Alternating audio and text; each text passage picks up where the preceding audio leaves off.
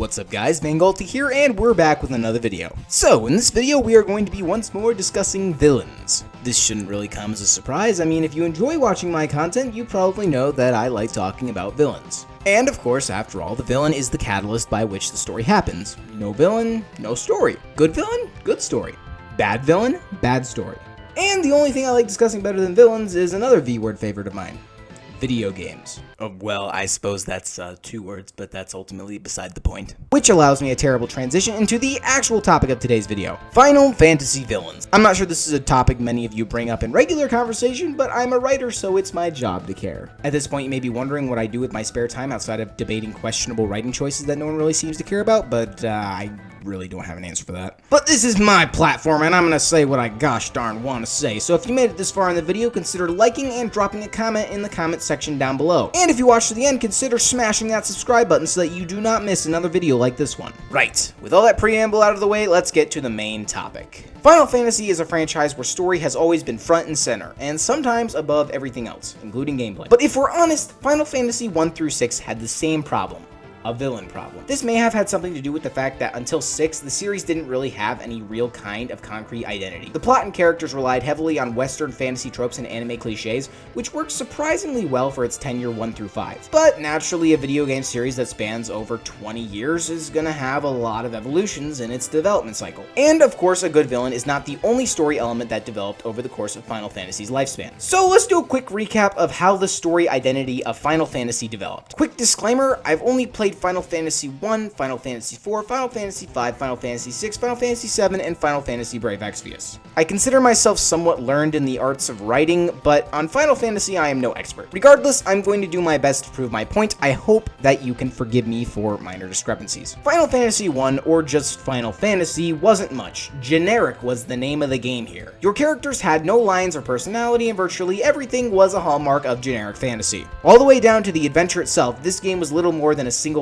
Dungeons and Dragons. It wasn't a lot more than a random number generator where you watch the numbers go up periodically as you grind, but this fantasy was far from final. Oh, brother, this guy stinks! Final Fantasy II, the much-anticipated sequel, was definitely an upgrade. Early concepts are developed like Dragoons and even Dark Knights, and other things that made Final Fantasy world-building so special were introduced. At least now your characters talked and had their own motivations and connections. I mean, they were actually characters now. But at this stage in the series, the plot still heavily relied on coincidence, and the characters weren't nearly as fleshed out as in later titles, and controversial changes to progression and gameplay led a lot of people to regard it as the worst of the oldies. To be fair, whatever the sentiment, Final Fantasy II was a step forward for the story, at least. I mean, Final Fantasy II gets a lot of hate, but at least your party members were actually characters this time around. Final Fantasy III was the first game in the series to take the slow approach, as you find new party members over time and you get introduced to the world and characters more slowly. Less of a step of Final Fantasy II as far as world building is concerned, but hey, we finally got Moogles. Unfortunately, the JRPG gameplay was still clunky compared to later titles. Darn you, Onion Knights. And the Chosen One trope was once again overplayed for little apparent reason. I can only say one thing, and that one thing is, we're getting there. The first Final Fantasy to properly have an identity and play to its strengths was Final Fantasy IV. It was also the first to have an expansion, which is widely regarded as garbage. The coincidences were kept to a minimum, but the impermanence of character deaths also killed a lot of drama and tension. But it still had a lot going for it. Dragoons, ancient magics, Dark Knights, redemption arcs, paladins, and even the very first romance to meet the Final Fantasy series. And just for posterity, for all you nitpickers out there, I know it's probably not the first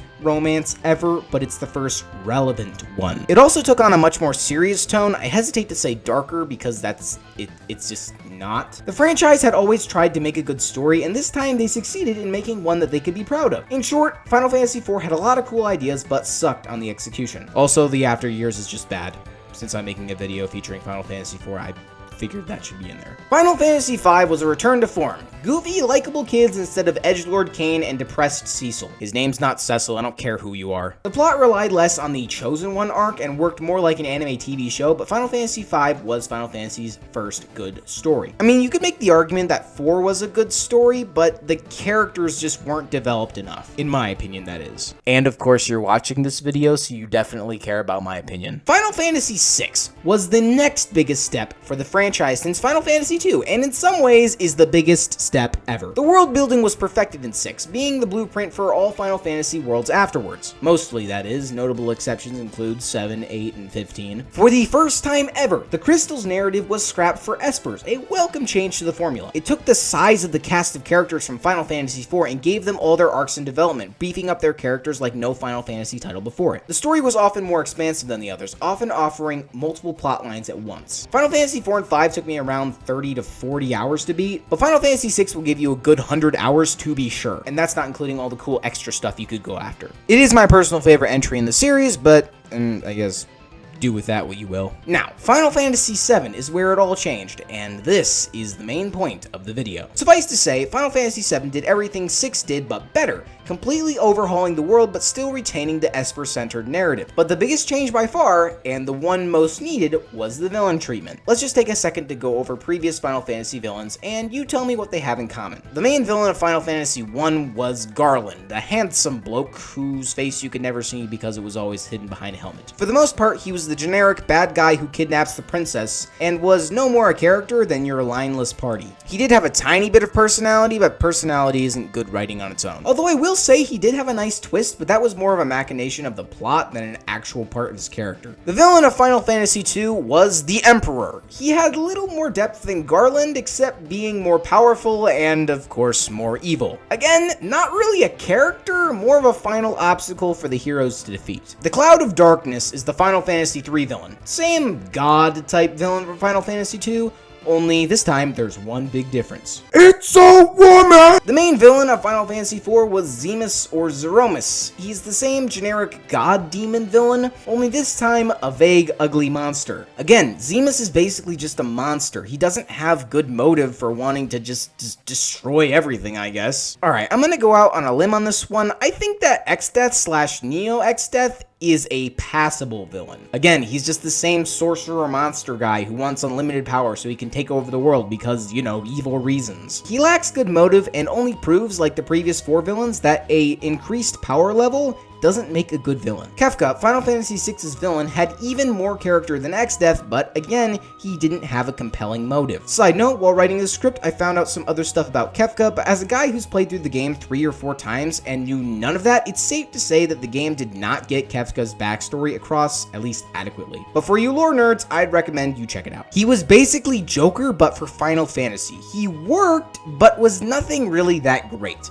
The story's strengths were in other things, to be sure. Final Fantasy VII. Now, here's where we get to the good stuff. Sephiroth, the villain of Final Fantasy VII, is a very good villain, narratively speaking, and as far as the series in general is concerned. Now, a lot of factors contribute to his quality as a villain. One of them is that we spend a lot of time with Sephiroth, and the story takes its time when building him up as the villain. It's a far cry from the jump into the action, go fight Garland right away that we got in Final Fantasy I. Curiously, we're first introduced to him as a good guy, but little by little we see his collapse into madness as he uncovers the truth about his existence. The most important thing here is that we understand Sephiroth even if we don't agree with him. Tell me, how much did you connect with the shapeless monster Zemus or the Cloud of Darkness? We don't understand these characters, and I'm using air quotes right now, because they don't really have motivations. They are written as an obstacle or a plot device rather than an actual character. With Sephiroth, he is obviously a character, and the writers took time to build him up. We know what drives him. It's a combination of revenge, madness, and anger. We see him grow from disciplined, detached soldier to crazed cultist, killing anyone who gets in his way in his pursuit of power. His betrayal is inevitable but unexpected, somehow. In terms of power, Sephiroth was not as unrealistically overpowered as the Emperor and Zeromus, but he was that much more compelling as a villain. The writers took time to develop his character and replicate the FFF, that's a Final Fantasy formula, this time with an actually good villain. As expected, Final Fantasy VII is widely regarded as an all-time series high, which no game after it was really able to emulate. I'm looking at you, 8, and you too, 15. Freaking fake Final Fantasy. After it, the floodgates were open for Final Fantasy storytelling, especially for villains, but the 7th entry in the franchise was what it took to perfect the villain formula. Now, Final Fantasy's story has never really been bad. I know I'm talking crap about all of them, especially 1, but the Final Fantasy story has never been terrible. There were definitely ways it could have been better, especially as far as the villain was concerned, but this is part of what made Final Fantasy VII so special. I was really attracted to the older Final Fantasies because of that addictive JRPG gameplay, but I was actually surprised at the quality of storytelling it ended up giving me. Even Final Fantasy Brave Exvius, a pet favorite of mine even though no one really plays it, had a surprisingly good story for the most part. So I thought I'd just take a video to monumentalize how far Final Fantasy storytelling has really come, especially in regards to writing arguably the most important aspect of the story, the villain. But anyway guys, congratulations on making it to the end of this video. I hope you enjoyed, and if you did, please drop a like and a comment in the comment section down below. And if you like what you see and you'd like to see more of what you like to see, then smash that subscribe button and turn notifications on so that you don't miss another video like this one. But in any case, I remain Van Galta, and I'll see you in the next video.